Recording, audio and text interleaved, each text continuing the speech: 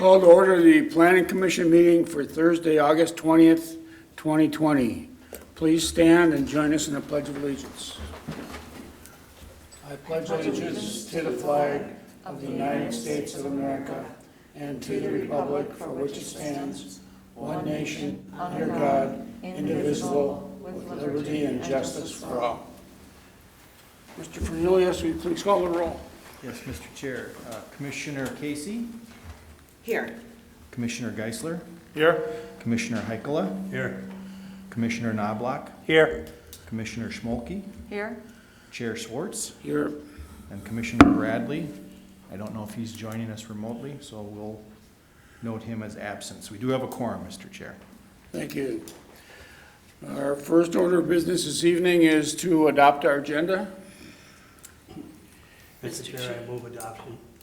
I'll second. Motion by Heikkila, second by Schmolke. Any discussion? All in favor? Aye. Opposed? The agenda is adopted. Next, we have the approval of the minutes from our July 16th meeting. Chair Schwartz, Commissioner Knobloch. I move that we approve the minutes to the July 16th meeting minutes. Second. Motion by Knobloch, second by Casey. Any corrections or additions? Hearing none, all in favor? Aye. Aye. Opposed? Minutes are approved. On to our first order of new business. Planning case 20-10, a land use plan amendment from low-density residential to high-density residential at 841 Northdale Boulevard, SO Properties. Mr. Cornelius. Mr. Chair, so both this item and the following item, number 2, PC 20-11, are items that we are recommending based on conversations we had with the applicant that be postponed until the September meeting. The applicant did submit a land use amendment application as well as a zone change. And we've had several conversations with them last week and ultimately concluded that there were still many unanswered questions about their proposal. And in discussions with them based on the questions that we had, they asked for the opportunity to delay this or deferred until the September 17th meeting. Because that happened after we had sent out the public notices, it's quite possible that there may be some residents who did receive those notices and showed up this evening. What we would recommend on both this item and the following one is to open up the public hearing and then continue it to September 17th. We don't have a formal presentation, so I think if we were to take comments, there would just be lots of questions. So we would recommend continuing it. If people want to provide public testimony, they can do that at the 17th. If they're not available that night, once this item comes back, we'll obviously have more information. They can certainly ask questions or enter comments into the record if they can't attend on the 17th. So no formal presentation, but if the commission would open the public hearing and then continue it to the 17th for both this item and the next one, that would be our recommendation. Thank you, Mr. Cornelius. At this time, I will open the public hearing in planning case 20-10, the land use plan amendment from low-density residential to high-density residential at 841 Northdale Boulevard. Anyone here that wishes to speak to the plan at this time, knowing that we have no information and cannot answer any questions that you may have? Please give your name and address for the record, please. Okay, my name is Debbie Cubis. I live at 843 Northdale Boulevard. My property is immediately west, and we have a adjoining property lines of this 841 property. I have a lot of concerns, and I know some of the other neighbors do too. And I had talked to Scott Harlicker a couple of times, most recently this morning, and he talked about that one of the, although he doesn't have, as you say, you don't have all the information because the applicant hasn't really submitted everything, but he talked about that, he didn't know whether or not the applicant wanted to combine the properties or keep them separate, possibly even demolishing, 841 and 839, which is the big brown apartment buildings they also own. And so he said that he wasn't sure if they wanted to try and combine those properties or keep them separate, possibly demolish them and start over, which honestly, I am not opposed to that. Those properties are definitely old and overrun and they haven't really been taken care of.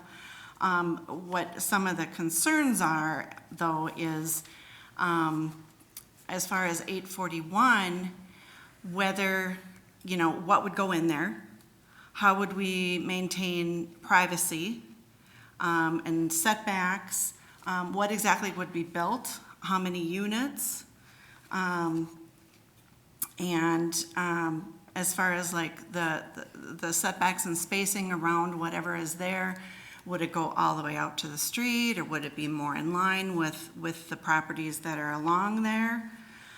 There's also some issues as far as the elevation, because it's from east to west, it kind of goes downhill, and from south to go north, it goes uphill and then goes downhill.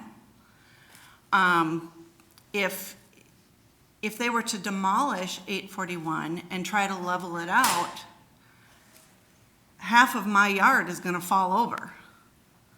My fence is gonna go. We already have some issues as far as, because it does go uphill and then goes back downhill. We have a walkout, and 841 actually has a tuck-under garage on our side of the property. Our fence already kind of washes out every time. We have to sometimes, we have to go out there with a shovel, put the dirt back up. It would also, there's a concern, and then if they weren't to demolish it and just keep the landscape as it is, depending on what would be built, what would be the height of those buildings?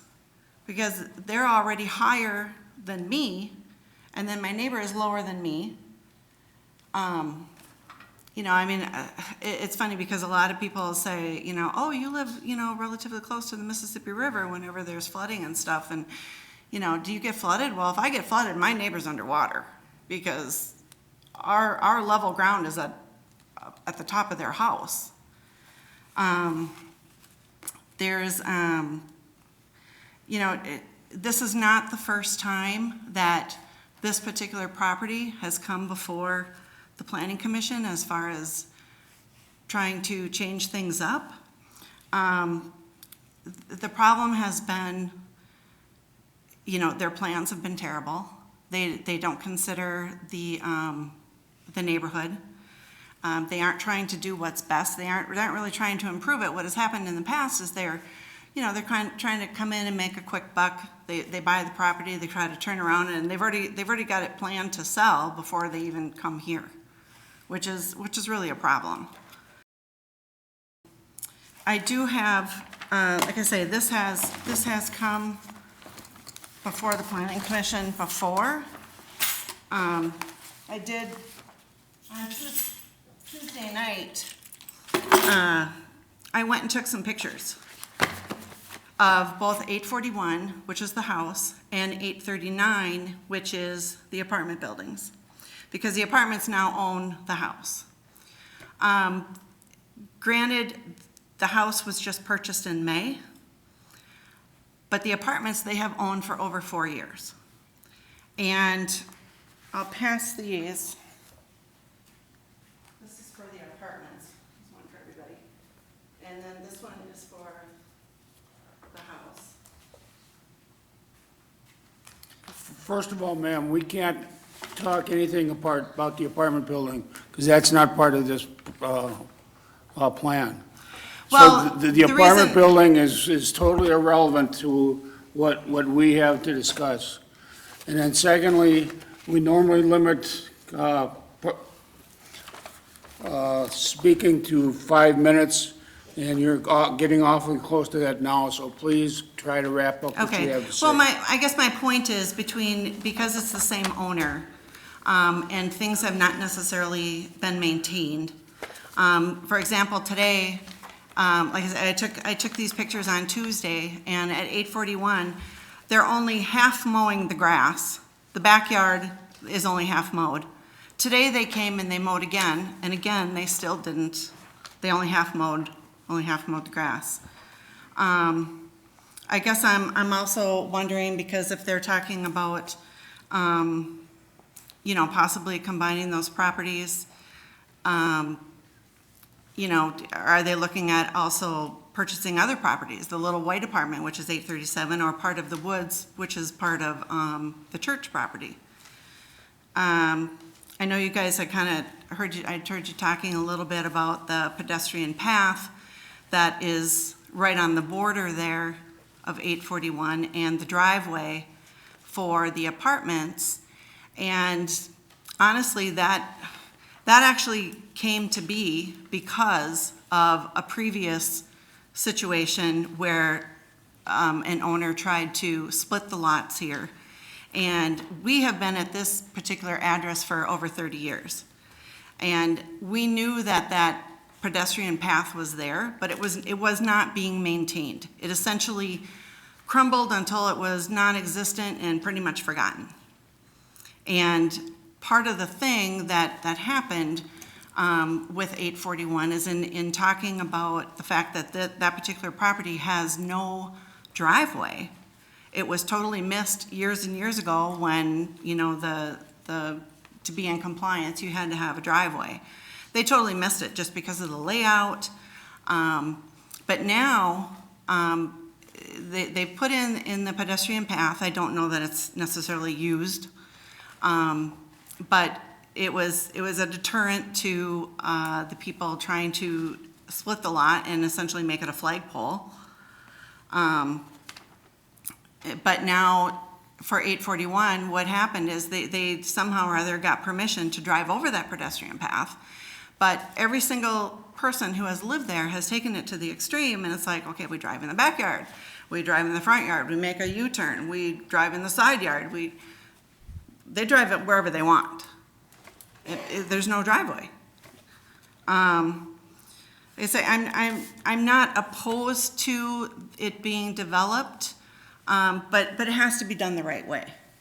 And that being said, as far as that pedestrian path, being that pedestrian path was put in as part of a thing that happened a while ago, and it's really not used. It's really kind of even hard to tell that it is a pedestrian path. I wouldn't be opposed to, the city moving that or taking it out and allowing them to actually combine 841 and 839 all together and make something that's really nice and complementary to the neighborhood. So, Okay, ma'am, I'm going to ask you to wrap it up now, because you Okay. talked well over five right. minutes. yeah, I guess that's about all I have until, they submit some more information. Okay, thank you. Mr. Chair, can I address the commission? Mr. Fernelius. First of all, Ms. Kibis raises some very good questions. And frankly, they were questions that we as staff had and were concerned about enough to discuss with the applicant that probably would be in their best interest to delay this until the next meeting. Just to maybe explain to both her and any other residents that might be here this evening, typically the way that the Planning Commission has addressed these types of items is to take just the land use or the zoning question, policy question, which often does not have, as the commission knows, does not have a lot of detail. It's a policy decision on whether the use is appropriate, whether the use should be changed, how does it fit with the comp plan. There's all kinds of big policy questions that the Planning Commission and the council ultimately have to wrestle with before we get into any of the kinds of details that would typically be asked. I think what's unusual about this is that it is a single-family property. It is in a neighborhood that is mostly single-family residential. So there are some, I think, unique characteristics to it that if it is to be part of a larger development, it may make sense to at least kind of understand that concept. I know that's not typically the way that we've operated, but the concern that we have at the staff level is that there probably are going to be a lot of questions, some of which we've heard this evening. And frankly, I think it's in the best interest of the city and the developer, or the applicant, I guess. I don't know if it's really a developer, to sort of explain that broader context. I think if we could do this over, we probably would have tried to vet that before we had sent out the public hearing notice. But as happened in this case and can in other situations, we prepare a staff report, we spend time looking at it, we have to provide notice in advance, so we send those out. Certainly I think if we could have done this differently, we might have suggested that the applicant do their homework before they had presented this, but it is what it is, where it is tonight. I guess I would just suggest, and it's at the discretion of the chair, whether you want to take additional testimony. One of my concerns would be if we take additional testimony is that we could be here for a while and we're not going to have any additional questions. And so I think maybe just in the interest of those who have shown up tonight, not to waste their time, to be respectful of their time, if they wanted to save their questions, we would then hopefully have some of those answers on the 17th. We sincerely apologize that this went out and that people showed up tonight. I know that is not the most convenient thing to show up for an evening meeting. We do, regret that, but the applicant is ultimately the one that made the decision. And I think just in the best interest of those that are here in attendance and the city and the applicant, probably just continue the hearing and accept comments on the 17th. But I'll leave it to you, Mr. Chair, if you want to accept additional testimony. Thank you. With that information in mind, did anybody else wish to speak tonight, knowing that you can speak next month at the meeting after we have information? Can I just ask questions? Well, we're not going to be able to answer any question. I think you may be able to answer this question. Would you be able to get the information of the plan in advance, or if we're not at the meeting on the 17th? So, Mr. Chair, so the question was, so whatever information we have from the developer that they're willing to put into the record, we would make that part of the Planning Commission application. Typically that comes out, in advance of the meeting. I know we like at least a week. I think this week it went out on Monday. So I think we would do our best to try and provide as much notice. So whatever the developer is prepared to share with us, to share with the commission and the public, we would make that available. So to the extent that there is this broader plan, there's more information on their long-term plan, which is what we've been encouraging, as well as talking to the neighbors, we would do that for sure. Thank you. All right, at this time, we will then continue the public hearing on this matter to the meeting on September 17th, leaving the public hearing open. Commission, anyone wish to make a motion to continue this case to the September meeting? Mr. Chair, Commissioner Casey. in planning case 20-10, I move that we continue this public hearing till September 17th meeting and postpone action on the item to the same meeting. Second. Motion by Casey, second by Geisler. Any discussion? Hearing none, all in favor? Aye. Opposed? This case is then continued to September 17th. Our next case is the matching case for the zone change, planning case 20-11. The zone change, changing the zoning from low-density residential 2 to high-density residential at 841 Northdale Boulevard. Mr. Fernelius, I doubt that you have anything else to add at this time for this one? Mr. Chair, I think my previous remarks would apply to this one as well. All right. I will then open this public hearing. And again, ask if anyone wishes to speak tonight, knowing we have no answers to any questions. Seeing none, we will then continue this public hearing also to the September 17th meeting. And commission motion. Mr. Chair, in planning case 20-11, I will again move that we continue the public hearing till the September 17th meeting and postpone action on this item to the same meeting. Second. Motion by Casey, second by Geisler. All in favor? Aye. Opposed?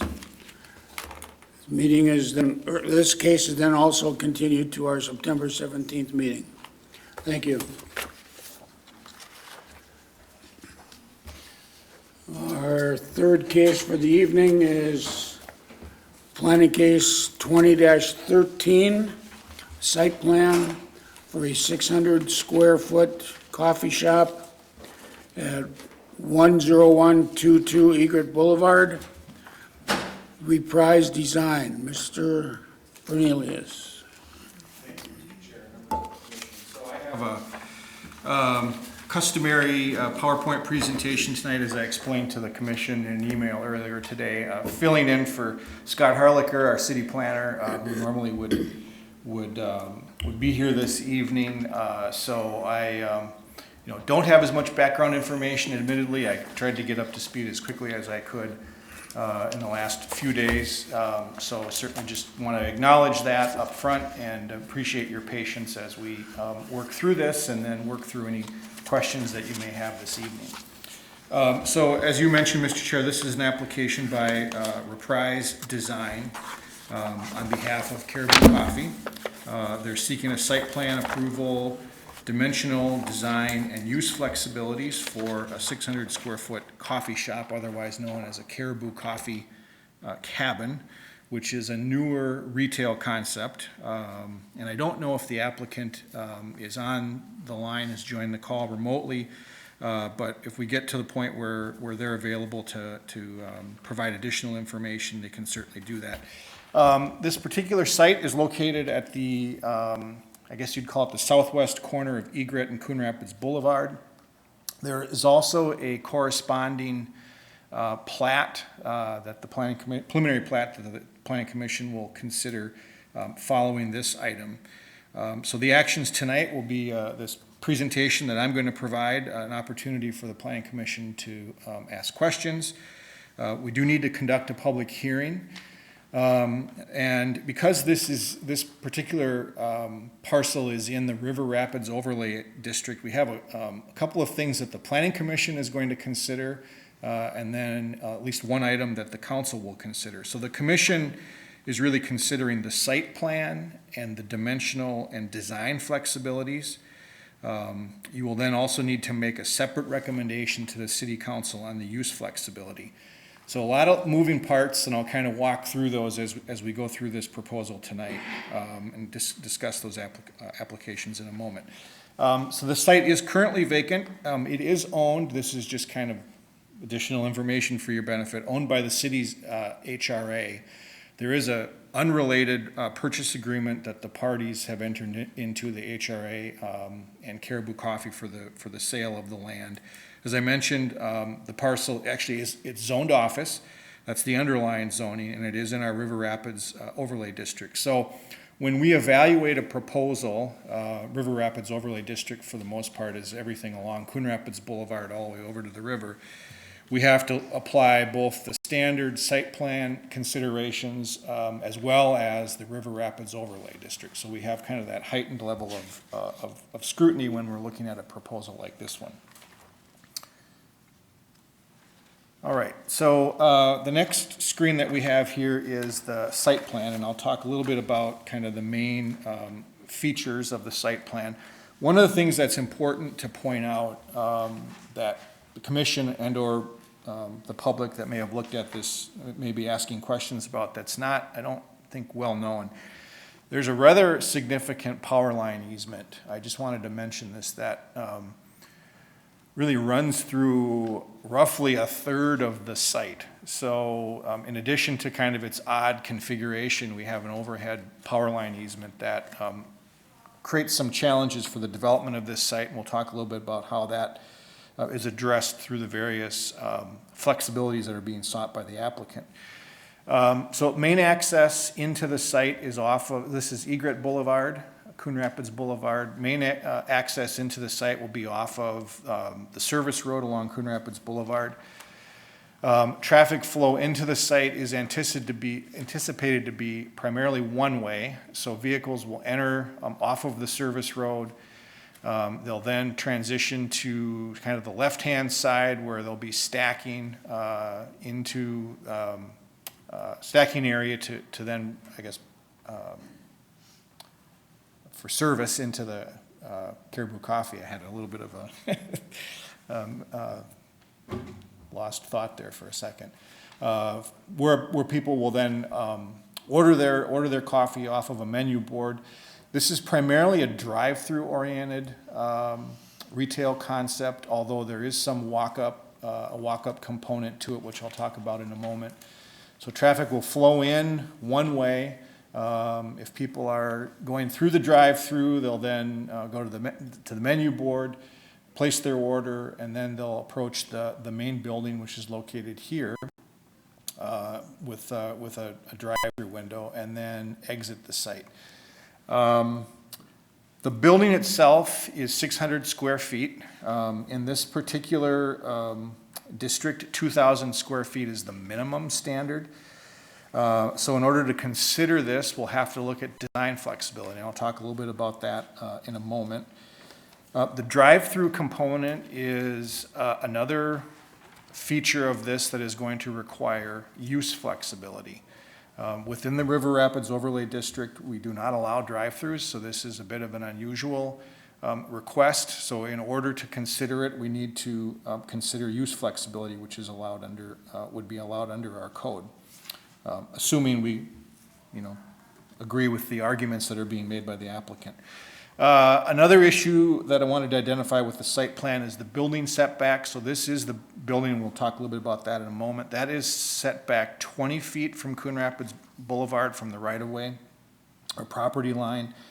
22 feet is required, so that will, in order for us to consider, that will require design flexibility. There will be directional signage. It doesn't show up real well on this particular plan, but if I could zoom in, you would see the directional signage that will help patrons that are coming to this particular store to kind of know where to go. Whenever you get into these one-way access traffic flow plans, that's one of the things that we obviously are concerned about and want to make sure that there's adequate flow and that the site is designed to accommodate that. And we think there's actually adequate stacking for cars that are then waiting in line. So we don't necessarily see that as an issue. As I mentioned, there is a walk-up window. I believe this is on the Coon Rapids Boulevard side of the building.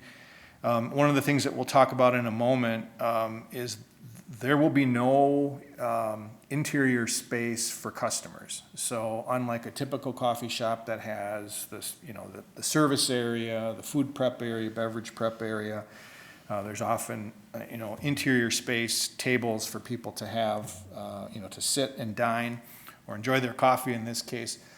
This is not a concept that is contemplated for this. So it's strictly drive-through, and then there is a patio on, I guess this is the east side of the property, where there'll be more than likely seasonal use of that patio for anyone who wants to either walk up and purchase products at this location, or someone who may want to drive and park and then enjoy their beverage on the patio.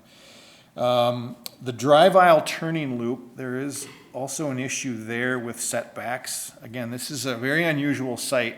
I can say in my 5+ year tenure, I don't know that we've seen one with this many design flexibilities, but I think it is an unusual site, and as we'll talk about in a moment, I think there there are rationales for considering all these elements. Pedestrian access is also provided off of Egret Boulevard and then Coon Rapids Boulevard. They have a sidewalk, which I believe this connects the path that's along Egret and then the trail along Coon Rapids Boulevard into that patio area and the walk-up window. There is a stormwater basin, as the Planning Commission knows. On developments of this type, you have to handle stormwater, and so they have a stormwater basin. So that's an area where they'll manage any of their surface water runoff on the site. There's also a dumpster enclosure, which is located here. We don't have an elevation drawing of that, but the plan did note that it's to be a wood structure. And so one of the recommendations that we would have for the Planning Commission is that that be constructed of brick or stone to match the materials of the building. One thing that's not on this plan, and we've had some conversations about it today, is it does not show any ground signage. It's my understanding that there had been conversations, if you can envision this property. There we go. Okay, I had an aerial. There is a sign for the regional dam. I think it's a sign that Anoka County Parks owns and maintains, and there's an agreement that we discovered today between the city and the county for that sign, which dates back to, I think, 2001. So that is a permitted sign. I think back when that was originally constructed and approved, I believe there was a variance that was issued for that. So that sign really is not part of this proposal. It's an existing sign. There's an agreement for the county to have that there. I think Caribou had originally talked about possibly sharing signage, and I had heard anecdotally this afternoon that those conversations may not have gone as Caribou had hoped. So Caribou will have their own ground signage in the River Rapids Overlay District. There are requirements that it be a monument-style sign. So it'll have to be a ground sign, and it'll have to have design elements that match the building. That's not part of this plan, but they would need to seek a sign permit for that at the appropriate time. So those are the major elements of the site plan. Next is the grading plan. Just a few details I wanted to point out. As I mentioned, the primary feature on this is the stormwater basin, which will handle most of the runoff. I don't know how this site is balanced from a soil standpoint, if they have to bring in any soil or export any soil. I don't know if they've gotten to that level of detail, or they certainly haven't shared it with us at this point. But there are catch basins which are located here, and a stormwater pipe that will then go into the pond to handle the stormwater, surface water that collects on the site. The landscape plan, I think, is one of the impressive elements of this. So there are a number of things that I wanted to point out. It includes a mix of large overstory trees around the property, maples, hackberry, honey locust. There's also some larger evergreen trees. I looked at this earlier and I don't remember exactly where those are, but you can kind of judge from the scale some of the larger overstory and evergreen trees. There are some ornamental trees, which include lilac, serviceberry, crabapple, and then quite a bit of shrubs and ground level plantings. I counted 13 in total on their landscape plan. So I think for a development of this type and this size, this is my own personal professional opinion. I think it's a fairly impressive landscape plan. One thing I wanted to point out that there is an existing, as many of you are probably aware, there's a community garden, for lack of a better term, which, as I understand it, the group that is maintaining that or responsible for maintaining that is no longer interested in doing that. That will be removed as part of this project. And so another recommendation that we would have in addition to the dumpster enclosure is that if that garden or when that garden is removed, that it be replaced with similar landscaping to what is provided on the plan that you see before you. All right, a little bit about the building itself. We have building elevations, which are shown here. So in the top left-hand corner, this is the east elevation, which would face Coon Rapids Boulevard, and I believe this is the walk-up window. This is a one-story design. This is another one of the design flexibilities that we'll talk a little bit about that would be needed in order to consider this particular proposal. We do require, or the code requires, two-story expression within the River Rapids Overlay District. The west elevation, which is located here kind of in the lower right-hand corner, this would be the main service drive for the drive-through window. South elevation faces Egret Boulevard, and then the north elevation is the service door for employees and deliveries. It's a Northwoods cabin design motif, I guess is what you would call it, or theme, a mix of exterior materials, including a stone base that you see here, hardy plank siding, and a metal roof. I will note, this is another flexibility that we need to consider, that the plan, our code requires a slightly higher amount of stone, 30%.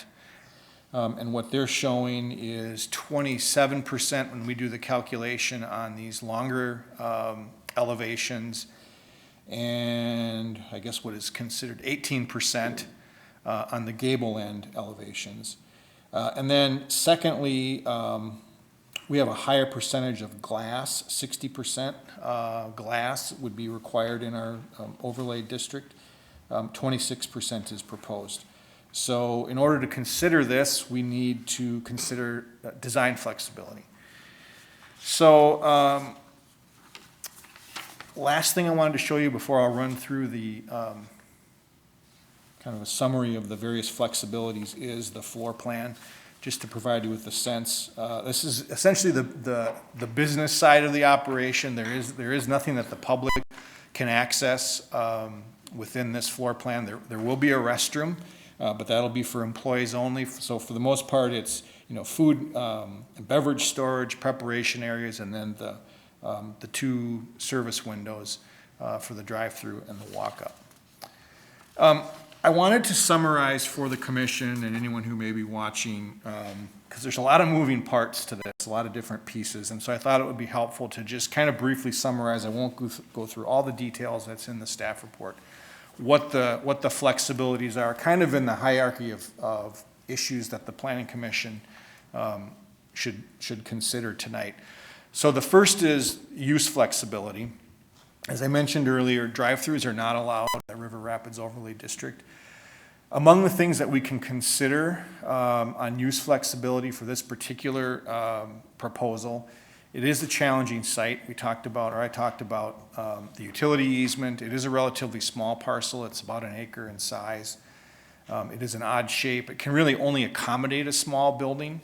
So I think from a use standpoint, it's something that's worthwhile considering. The plan does provide a number of amenities, particularly buffers. There's a lot of landscaping to help with screening. Drive-through is one of the common concerns that you get from the public is headlights, vehicle headlights, and so I think the landscape is intended to address that. So from a use standpoint, I think we're comfortable with that. The other reality is, and you as residents of Coon Rapids probably know this very well, that there is a lot of interest, I think, in retail along Coon Rapids Boulevard. That used to be our main commercial corridor. That changed, and now the fact that there is sort of renewed interest, albeit on a smaller scale, for retail along Coon Rapids Boulevard. In this case, it is vehicle dependent. I think that is something for us to consider.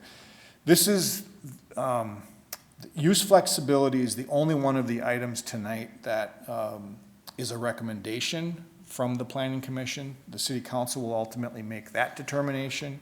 or decision, I should say, as it relates to use flexibility, but the commission needs to make a recommendation as part of your deliberations tonight.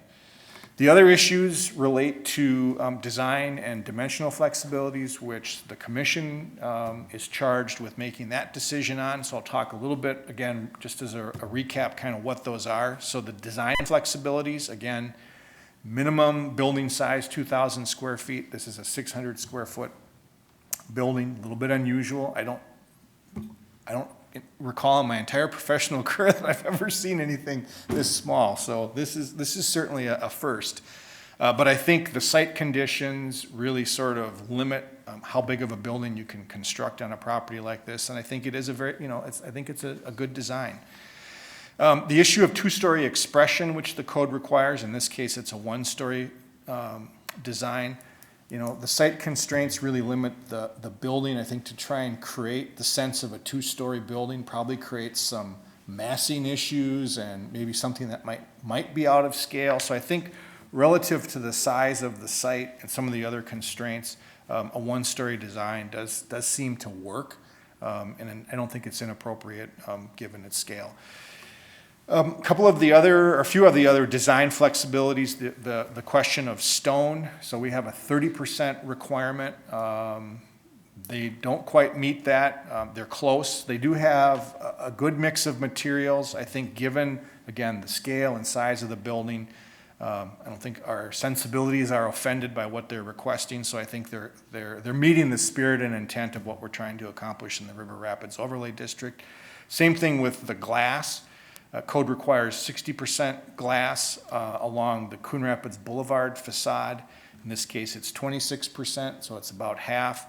But again, I think this design does account for some glass that's appropriate to the size and scale of the building, so we don't think that that's inappropriate. Building setback is another design flexibility that would be needed to consider this. In this district, 22 feet is required, and in this case, 20 feet is what's shown. I think the site configuration and the site constraints that we've talked about really kind of explain why a 2-foot deviation from what we would typically require is appropriate. The other thing about this site plan is shifting the building farther towards the corner does help anchor that corner. All along Coon Rapids Boulevard, we've been trying to encourage development out towards the corner. Probably didn't envision this back in the day, but I think this, again, is another light touch, if you will, that addresses, I think, some of the design concerns that we've had over the years about good design, good quality development along Coon Rapids Boulevard. The dimensional flexibilities is the last piece I was going to mention. The first relates to parking setbacks. So 20 feet is required under our code. 10 feet is what is shown. Again, I'll go back to my comments about the unusual nature of this site. If they were to, I guess, conform with the setback, that would create all kinds of issues related to that turning radius of their drive aisle. And make it almost unusable in that sense. So we think it's reasonable that the 10 feet would apply in this instance. The other topic that we often spend a lot of time on, as you know, is parking. In this case, 25 stalls would be required. 16 is what's shown on the plan. Again, I think the nature of this use, the fact that it is more drive-in oriented, I think kind of reflects maybe less of a parking demand than otherwise we might require. And I think given the other considerations, landscaping and some of the amenities that they're trying to build in, not building out the maximum amount of parking we think would make sense in this particular instance. What else was I going to mention?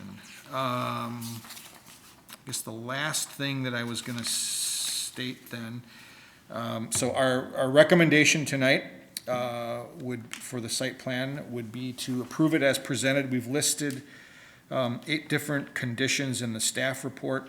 I did make reference to the additional landscaping and the dumpster enclosure, so I would suggest that we consider those as well tonight. Also recommending that the planning commission then make the appropriate findings for granting use flexibility. That would be a recommendation to the city council. And then there will be findings for granting design and dimensional flexibilities. As I mentioned, I don't know if the applicant has tuned in, but when we get to the public hearing, certainly they would be welcome to chime in and provide any additional details that I maybe haven't covered tonight. So that concludes my longer than usual presentation. I would be happy to answer any questions that you may have. Thank you, Mr. Fernelius. Commission, any questions for Mr. Fernelius before we continue any further? Mr. Chair? Commissioner Casey. So I just am glancing at those recommendations, and number 7, what does it mean by the enclosure must be constructed of brick or stone when it talks about the walkway? Trash enclosure. Are we moving, because it talked about the connection between the patio and the trail, and then, is it trash enclosure, do you think that's referenced there? Yeah, I think 7's meant to be 2 separate items. The Yeah, walking it path looks like connection it might and then be. the trash enclosure. Yeah. And then 7B. Yeah. Okay, all right, so that was my, I thought maybe there was a little gateway on that trail from the, I didn't know, so, okay. Chair Schwartz. Commissioner Knobloch. I have a question for Mr. Fernelius. In regards to the building for the signage that says Caribou Coffee, is that part of the application, or does that have to be dealt with a separate sign permit? Chair Schwartz and Commissioner Knobloch. No, so that would require a separate permit, so that's not part of the action tonight. So the signage that's shown is largely for illustrative purposes. The commission is not actually approving that tonight. The applicant will have to come in for a sign permit, and they'll have to conform to our sign standards. And I have a second follow-up question, Mr. Chair Schwartz. Go ahead. And the second question I have is, I know it's a unique lot and a unique location. What about traffic flow in and out of